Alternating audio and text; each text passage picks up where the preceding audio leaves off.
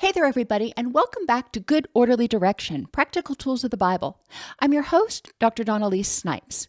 Today we're discussing Jesus and John the Baptist from Matthew chapter 3.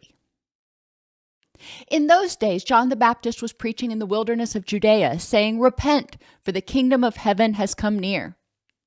When he saw many of the Pharisees coming toward him, he said, "You brood of vipers! You must produce good fruits. It's not enough to say, 'We have Abraham as our father.' The axe is already at the root of the trees, and every tree that does not produce good fruit will be cut down and thrown into the fire."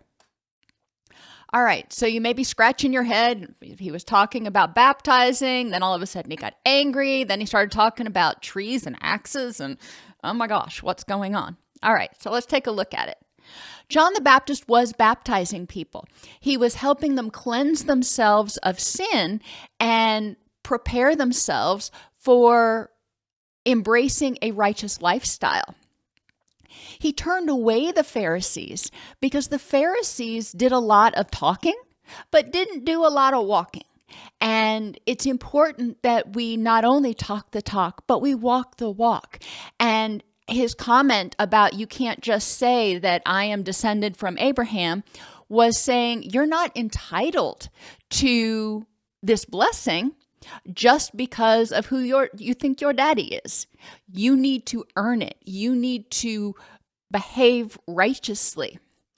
And this was compassionate in a couple of different ways. Number one, it kind of sent a signal to the Pharisees that said, you better straighten up and fly right, or things are not going to go well for you. So this was compassionate. People need to be educated when they're not doing the right thing. Maybe the Pharisees thought that since they were preaching the gospel, even if they weren't doing it, since they were preaching the gospel, they were safe. And John the Baptist said, it ain't going to work that way. It was compassionate for John the Baptist and compassionate for the people who are going to start forming the kingdom of heaven on earth, or the community, if you will, because we don't want people who are in our community who are just talking the talk and not walking the walk. In recovery, we see this sometimes when we have people that come to meetings and they say all the right things, but then you look at their behaviors and they're not doing them.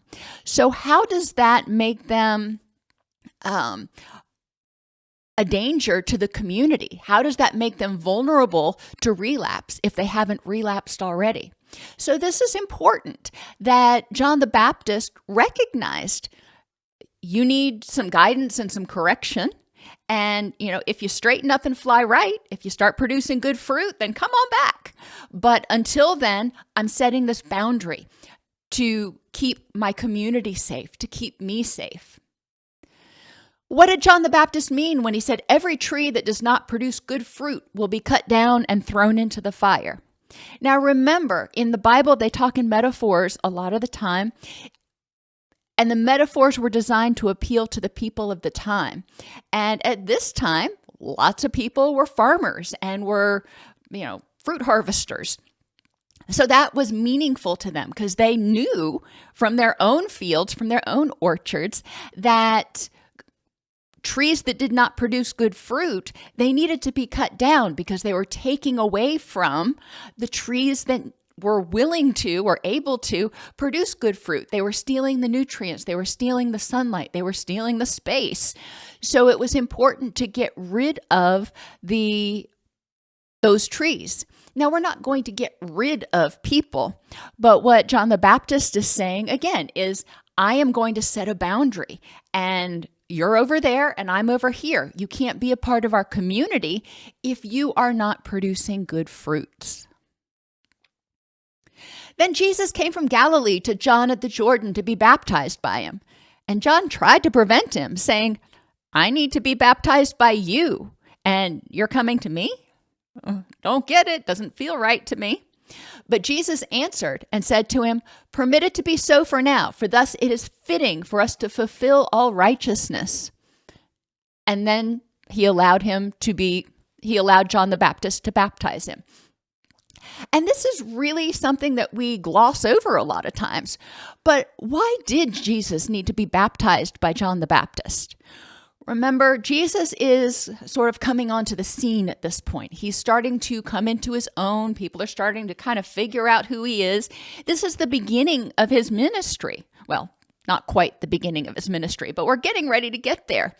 And part of the reason that Jesus is on earth is to experience life as a human being, to understand more about having the power to choose, to understand more about the people's dilemma.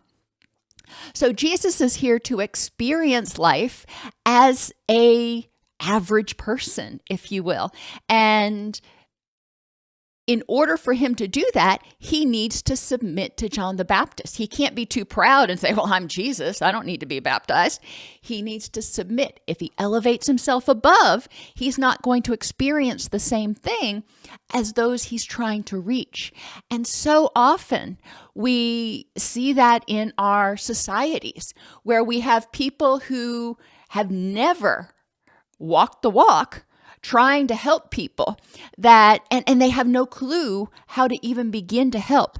Now, I'm not saying you have to have been there, done that to be of any help to people. What I am saying is that it's important to be willing to empathize, at the very least, to put yourself in their shoes. And, that's kind of what Jesus is doing here, because Jesus doesn't really need this. This is something that he is doing in order to get the full human experience. So, okay, I digressed a little bit. Why does Jesus need to be baptized by John the Baptist? Well, let's start with those tenets that we've talked about before in good orderly direction: prudence, endurance, respect, forgiveness, earnestness, compassion, truthfulness, and selflessness. Why did it make sense for Jesus to do this for the community, for the kingdom? Well, it sent the message that nobody is too good to be baptized, and it sent the message that we are all kind of on the same level. One's not better than the other, and you can't excuse yourself from things because you think you're all that in a bag of chips. Endurance. Well, this probably helped Jesus develop some endurance because he did have to humble himself. Now, maybe he was just innately humble, but he was God. So it's kind of hard to say, yes, I need you, lowly human, to baptize me. It would be hard for me if I was in that position. But again, I'm not God. So it developed some endurance that Jesus needed. It also developed endurance in John the Baptist, because John the Baptist is like, okay, this makes me feel really uncomfortable, but I'm going to do it anyway. I recognize who you are, and I have faith that this is what needs to be done, so I'm going to do the next right thing, even though it's kind of terrifying. Respect. Well, this was mutual respect. Jesus, again, was saying, I'm not better than you. Yes, I am God, but I'm not better than you. I respect every person, from the lowly to the highest, the same way. I love you all. And Jesus is showing respect by deferring and saying, this is your job. Your job is to call people, to baptize them, to prepare them for me. And so let's go ahead and do it. And John the Baptist showed respect to Jesus by baptizing him. John the Baptist recognized that who this was and what was going on. And he said, I don't think I should do it. So he was honest. He was authentic. He was truthful. But he was also respectful when Jesus said, no, this is what needs to be done. He said, all right, I will respect your wishes. And sometimes it's hard for us to do that. When somebody we see is hurting, for example, and they don't want help. They say, no, I don't want you to take away my pain right now, especially when somebody's grieving. Sometimes it feels like we should help them. We should take away their pain. We should fix it. And that's not respectful. We're violating their boundaries. They're saying, no, I need to sit with this for a minute. So it's important to consider when people tell us something, they express their wishes, it's important to consider respect when we choose how to respond. Do we respect their wishes or not? And, 99.999% of the time, it's going to be most prudent and compassionate to respect their wishes. Every once in a while, when somebody is in a really dark place, it may not be the right thing to do, but that's a different video. Forgiveness. Well, forgiveness doesn't really play in here. Jesus didn't get angry when John the Baptist said, no, I'm not supposed to baptize you. You're supposed to baptize me. Jesus didn't get angry and say, what did I just tell you to do? He was humble. And he said, I recognize that this may feel out of order. This may feel scary to you, but go ahead and do it anyway. So Jesus was tolerant. It showed earnestness on both people's part because Jesus said, this is what needs to be done. This is part of the plan, and I need to be baptized by you. So I'm going to do my very best to follow the plan to the letter.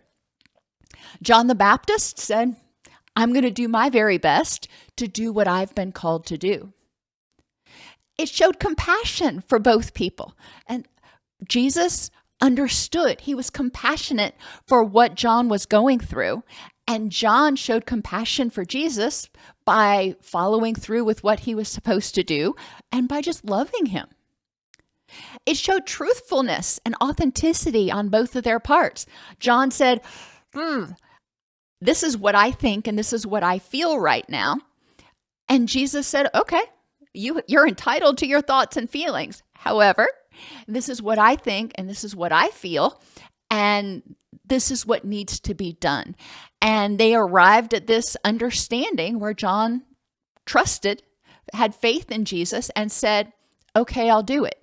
Jesus didn't make him baptize him. Jesus said, this is what needs to be done. He was being assertive. He stated his case and he stated his preferences. And John said, okay, I will come meet you there. And that is what we need to do more of. And it showed selflessness. Neither one of them was too good for what they were supposed to do. They were showing humility. They were showing that they were willing to defer to the will of God, defer to what needed to be done. If this channel helps you or you learn more about good orderly direction and discover ways to be more loving to yourself and others and deal with life on life's terms, please like and subscribe. It really helps to get the message out there.